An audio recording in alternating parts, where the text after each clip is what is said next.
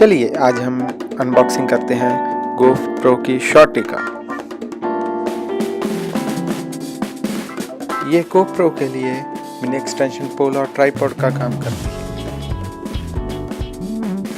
चलिए शुरू करते हैं।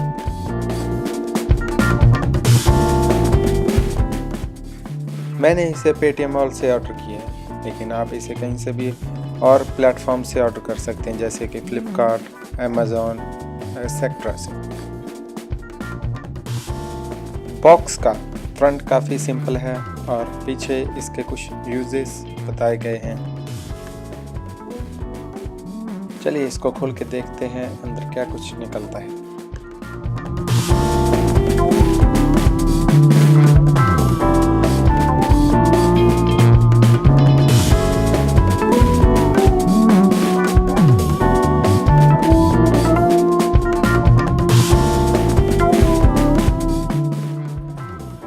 ये तो साइज में बहुत ही छोटी और हैंडी है।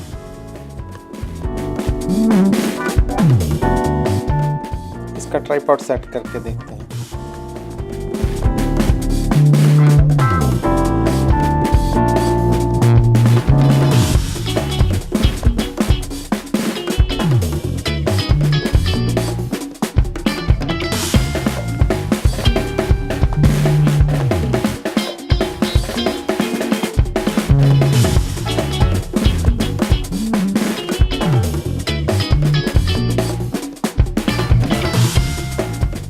इसको GoPro के साथ सेट करके देखूंगा और जल्द ही रिव्यू वीडियो भी बनाऊंगा।